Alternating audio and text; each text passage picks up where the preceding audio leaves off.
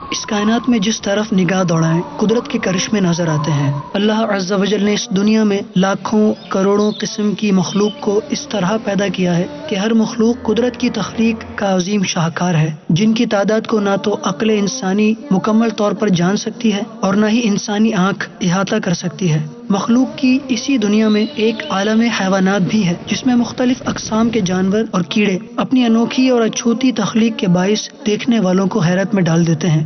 جانوروں اور حشرات کی دنیا میں پائے جانے والے کچھ جانور اور کیڑے خونخوار بھی ہیں اور انسان دوست بھی، جن کی اس تخلیق کی حکمت سے اللہ عز و جل ہی واقف ہے۔ حیوانات کے بارے میں پڑھنا اور جاننا ایک دلچسپ مرحلہ ہے جو انسان کو ایک نئے دیس میں لے جاتا ہے۔ اب ہم آپ کو جس ننھے سے کیڑے کے بارے میں بتائیں گے اسے اردو میں شہد کی مکھی، عربی میں نحل اور انگلش میں ہنی بی کہتے ہیں، جس سے حاصل ہونے والے شیرے کو اردو میں شہد، عربی میں عسل اور انگلش میں ہنی کہتے ہیں۔ صلو علی الحبیب صلی اللہ تعالی علی محمد صلی اللہ تعالی علیہ وسلم، صلاۃ و سلام علیک یا سیدی یا رسول اللہ۔ مدنی چینل کے ناظرین، شہد اللہ تبارک و تعالی کی ایک ایسی تخلیق ہے اور شہد کی مکھی اللہ تبارک و تعالی کی ایک ایسی مخلوق ہے جس کا خالق کائنات جل وعلا نے قرآن مجید میں بھی ذکر خیر فرمایا ہے۔ پارہ 14 سورۃ النحل اور آیت نمبر ہے 68 اور 69۔ وَأَوْحَى رَبُّكَ إِلَى النَّحْلِ أَنِ اتَّخِذِي مِنَ الْجِبَالِ بُيُوتًا وَمِنَ الشَّجَرِ وَمِمَّا يَعْرِشُونَ۔ اللہ تبارک و تعالیٰ نے شہد کی مکھی کو الہام فرمایا کہ پہاڑوں میں اپنا گھر بنا اور درختوں میں اور چھتوں میں۔ ثم كلي من كل الثمرات فاسلكي سبل ربك ذللا يخرج من بطونها شراب مختلف ألوانه فيه شفاء للناس إن في ذلك لآية لقوم يتفكرون۔ پھر ہر قسم کے پھلوں میں سے کھا اور اپنے رب کی راہیں چل کہ تیرے لیے آسان ہیں۔ اس کے پیٹ سے پینے کی چیز رنگ برنگی نکلتی ہے جس میں لوگوں کے لیے تندرستی ہے، بے شک اس میں نشانی ہے دھیان کرنے والوں کے لیے۔ اس آیت مبارکہ میں اللہ تبارک و تعالی نے شہد کی مکھی کے شہد بنانے کا طریقہ اور گویا کہ اللہ تبارک و تعالی نے شہد کے فوائد کو بھی ذکر فرمایا ہے کہ اس میں لوگوں کے لیے شفا ہے، لوگوں کے لیے تندرستی ہے۔ آئیے اب ہم شہد کی مکھی اور اس سے حاصل ہونے والے شہد کے بارے میں دلچسپ حقائق جانتے ہیں۔ شہد کی مکھی کا مختصر جسم اپنے اندر قدرت کی بڑی بڑی نشانیاں رکھتا ہے اور شہد جس میں ایسے بیش بہا فوائد ہیں جن کو دیکھ کر عقل دنگ رہ جاتی ہے، جو کہ نہ صرف ایک غذا ہے بلکہ بہت سی بیماریوں کی شفا بھی ہے۔ غذا کو تلاش کرنے والی مکھیاں صبح سویرے رزق کی تلاش میں نکل پڑتی ہیں۔ پہلی مکھی کو جیسے ہی خوراک کا ذخیرہ نظر آتا ہے تو وہ تیزی سے اپنے چھتے کے قریب آ کر ایک مخصوص انداز سے اپنے جسم کو حرکت دینا شروع کر دیتی ہے۔ مکھی کے اس عمل کے ذریعے تمام مکھیاں سمجھ جاتی ہیں کہ غذا کا ذخیرہ کس سمت میں موجود ہے اور یہ جگہ چھتے سے کتنے فاصلے پر واقع ہے۔ اس مواصلاتی عمل کی مختلف اقسام ہوتی ہیں۔ جب شہد کی مکھی مختصر گول دائرے میں گھومتی ہے تو اس کا مطلب یہ ہوتا ہے کہ غذا کا ذخیرہ کہیں قریب ہی موجود ہے، مگر اس سگنل میں سمت کا اندازہ نہیں ہوتا، اس لیے مکھیاں مختلف سمتوں میں پھیل جاتی ہیں اور جب یہ مکھی ایک مخصوص انداز سے گھومتی ہے تو اس کا مطلب یہ ہوتا ہے کہ غذا کا ذخیرہ اتنے زاویے پر واقع ہے۔ اس کے علاوہ شہد کی مکھیوں کو پھول کے اوپر اڑنے کے دوران مخصوص اشارے یا نشانات نظر آتے ہیں، تو ان کے سروں پر لگے 2 اینٹینے اس طرح ان کی رہنمائی کرتے ہیں جس طرح ایئرپورٹ یا رن وے کے سگنلز لینڈنگ کے وقت پائلٹ کی رہنمائی کرتے ہیں کہ اسے کہاں لینڈ کرنا ہے اور پھر کس طرف جا کے ٹھہرنا ہے۔ شہد کی مکھی کی آنکھیں بھی قدرت کا انوکھا شاہکار ہیں۔ پھلوں کے رس تک پہنچنے کے لیے اللہ تعالی نے شہد کی مکھیوں کو خصوصی بصارت عطا کی ہے۔ انسانی آنکھ میں 2 عدسے ہوتے ہیں جبکہ شہد کی مکھی کی 2 آنکھوں میں سے ہر آنکھ میں 6000 عدسے موجود ہوتے ہیں۔ یعنی اس کی دونوں آنکھوں میں اللہ تعالیٰ نے مجموعی طور پر 12,000 عدسے پیدا کیے ہیں. انہی کی مدد سے وہ بے شمار زاویوں میں دیکھ سکتی ہے. شہد کی مکھیاں روشنی کی ان لہروں کو بھی دیکھ سکتی ہیں جو انسانوں کو نظر نہیں آتی. الٹرا وائلٹ شعاؤں کو دیکھ سکنے کی بنا پر شہد کی مکھیوں کو زرد پھول نیلا دکھائی دیتا ہے. ہم تو پھولوں کی پنکھڑیوں، زردانے اور اس کے رنگ ہی کو دیکھنے کی صلاحیت رکھتے ہیں، جبکہ شہد کی مکھی پھول کے مختلف حصوں کے چھوٹے سے چھوٹے خلیوں میں مضر اجزاء اور گرد و غبار کے باریک ترین ذرات کا بھی تفصیل سے معائنہ کر سکتی ہے. پھولوں کا رس پینے کے لیے اللہ تعالی نے شہد کی مکھیوں کو ٹیوب جیسی زبان عطا کی ہے. جس طرح آپ اسٹرا کے ذریعے کوئی مشروب پیتے ہیں، اسی طرح شہد کی مکھیاں پھولوں سے آب حیات پیتی ہیں. آپ اسٹرا کو پھینک دیتے ہیں، جبکہ شہد کی مکھیاں اپنی اسٹرا کو تہہ کر کے منہ کے اندر رکھ لیتی ہیں. اسی دوران پھولوں کا زردانہ بھی ان کے جسم کے روئیں سے چپک جاتا ہے اور زردانے کو شہد کی مکھیاں اپنی پچھلی ٹانگوں پر لگی ہوئی ایک ٹوکری میں جمع کر لیتی ہیں. اپنے چھتے میں آنے کے بعد وہ پھولوں کے رس اور زردانے کی مدد سے شہد تیار کرتی ہیں. جب شہد کی مکھی تقریباً 100 پھولوں کا رس پی چکتی ہے تو اپنے چھتے میں واپس آ کر اس میں الٹ دیتی ہے. پھر کارکن مکھیاں اس میں اپنا لعاب شامل کر کے اسے شہد میں تبدیل کر دیتی ہیں.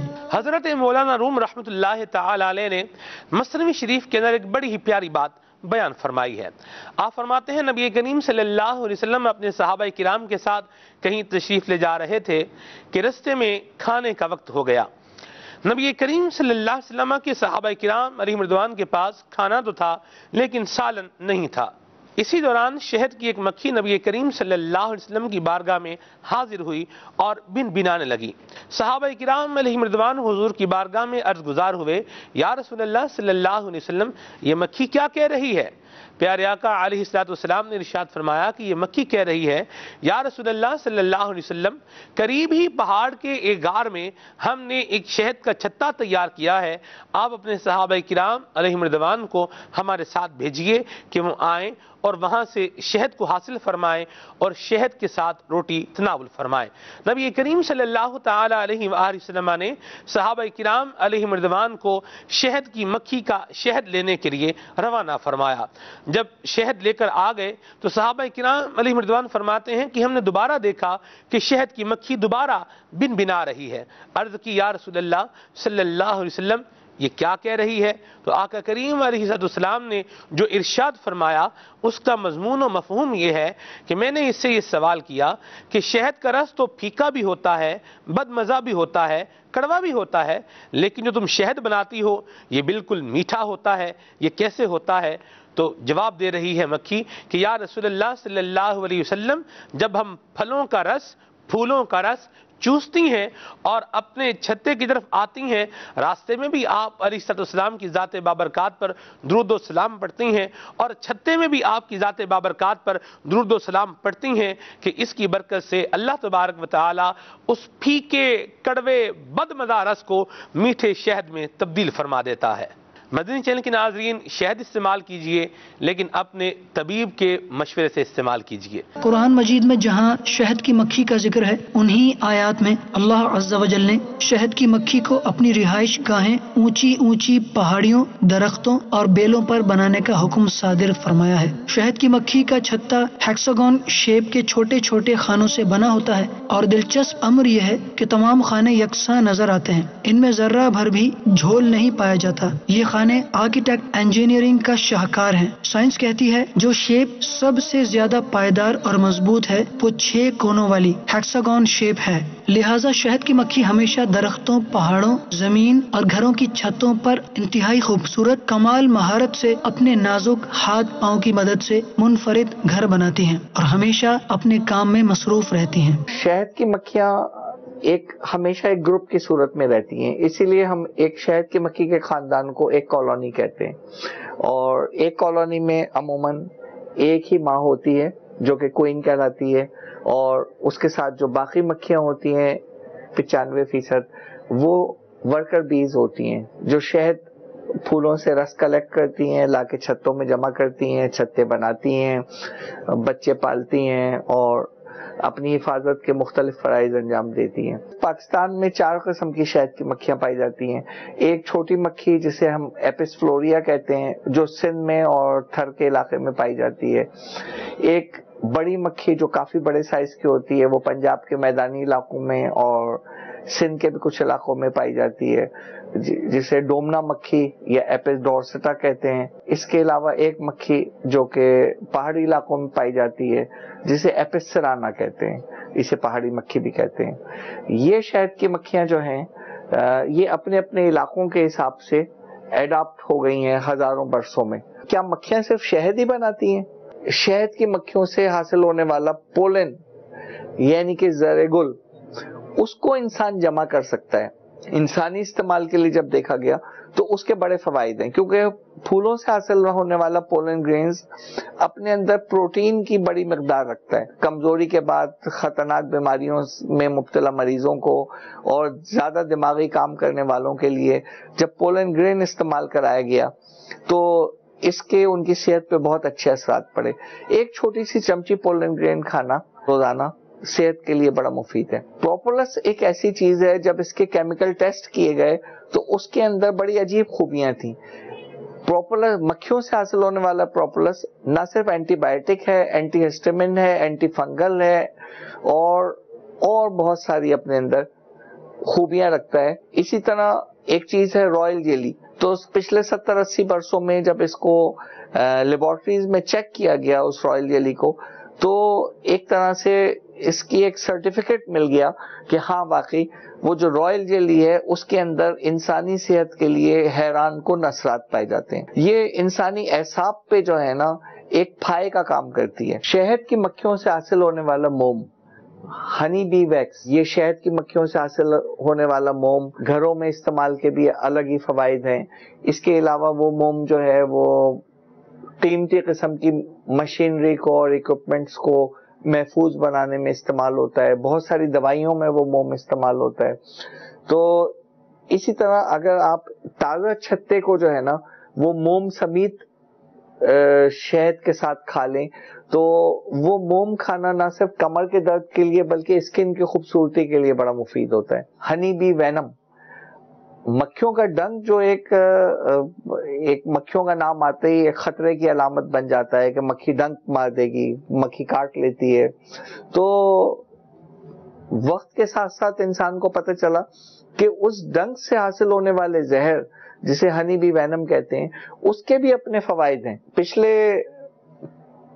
50-60 برسوں میں یہ بات سائنس نے اور میڈیکل سائنس نے پروف کر دی کہ ہاں واقعی ہنی بی وینم جب انسان کو تھوڑا تھوڑا ملتا رہتا ہے تو اس کے اندر ایسے اینٹی الرجی سبسٹینس جاگ جاتے ہیں جو ہمارے کئی قسم کی الرجیز میں فائدہ کرتے ہیں، بلکہ وہ بڑھاپے کے جوڑوں کے درد اور خنثی وغیرہ کو بھی پیدا ہونے نہیں دیتے۔ سائنسی تحقیق کے مطابق دواؤں میں شہد کا استعمال مختلف بیماریوں کا مکمل علاج ہے۔ قدرتی شہد طاقتور ہوتا ہے اور آسانی سے ہضم ہو جاتا ہے۔ شہد carbohydrate, protein, enzyme, vitamin, calories اور کیلشیم سے بھرپور ہے۔ ایک چمچ شہد روزانہ لینے سے بہترین نیند آتی ہے۔ شہد کے استعمال سے جسمانی چربی ختم ہو جاتی ہے اور جسم اعتدال میں رہتا ہے۔ اس کا استعمال کھانسی میں کمی کرتا ہے، ڈائریا کی شکایت دور کرتا ہے۔ جسم کے جلے ہوئے کسی حصے پر لگایا جائے تو فوری اثر کرتا ہے اور انفیکشن بھی نہیں ہوتا۔ شہد ایک بہترین ماؤتھ واش ہے۔ اس کا استعمال یادداشت کو تیز کرتا ہے۔ شہد کو میٹھے کے طور پر استعمال کیا جاتا ہے کہ یہ چینی کا بہترین نعم البدل ہے۔ چھوٹے بڑے سب شوق سے کھاتے ہیں۔ شہد نکلتا کیسے ہے؟ ایک ڈبے کے اندر تقریباً 10 فریم ہوتے ہیں، تو اس میں سے جن فریموں پہ انڈے بچے وغیرہ ہیں ان کو نہیں چھیڑ رہے، اور ان کے سائڈوں میں جو فریم ہیں جن پہ شہد زیادہ ہے اور انڈے بچے کم ہیں یا کسی میں بالکل بھی نہیں ہے، تو ان کو وہیں پہ پہلے جھٹکے سے جھٹک رہے ہیں تاکہ مکھیاں وہیں رہ جائیں، اور ان کو صاف کر کے لا کے اس کیمپ کے اندر رکھ رہے ہیں۔ اور جب وہ کافی سارے جمع کر لیتے ہیں تو پھر ہنی ایکسٹریکٹر مشین سے ایک سافٹلی ایک گول جھٹکے سے گھمایا جاتا ہے اور شہد نیچے گر جاتا ہے، اور پہلے اس کی موم کی تہ جو پتلی سی جو چادر لگی ہوئی ہے یہ صاف کر لیتے ہیں تاکہ شہد آسانی سے نکل جائے۔ تو یہ پروسیس ہے۔ اگر آپ چھوٹے پیمانے پر کریں، 2 ڈبے 4 ڈبے مکھیوں کے پالیں، تو یہ آپ چھری سے بھی کھرچ کے نکال سکتے ہیں، بہت آسان کام ہے۔ تو ہمیشہ ڈبوں والا شہد دنیا میں بہتر اور اعلیٰ کوالٹی کا پکا شہد شمار ہوتا ہے، جو کہ آپ نکال کر اور صاف کر کے بوتلوں میں کر لیں تو وہ سالوں خراب بھی نہیں ہوتا۔ اچھا، ایک بات خیال رکھیں کہ شہد کو ہمیشہ جو ہے وہ ٹھنڈی اور اندھیری جگہ پہ رکھیں۔ شہد کی یہ ننھی منی مکھیاں اللہ عز و جل کی دی ہوئی ہدایت سے ذرہ برابر بھی ادھر ادھر نہیں ہٹتی، اسی لیے جو مشروب وہ اشرف المخلوقات یعنی انسان کے لیے تیار کرتی ہیں، وہ مشروب نہ صرف خود ان کی غذائی ضروریات پوری کرتا ہے بلکہ تمام انسانوں کے لیے شفا کا باعث بھی بنتا ہے۔ اگر ہم اور آپ اللہ عز و جل کے بتائے ہوئے راستے پر چلیں تو یقیناً ہمارے اعمال بھی خود ہمارے اور تمام انسانوں کے لیے صحت، تندرستی اور شفا کا باعث بن سکتے ہیں۔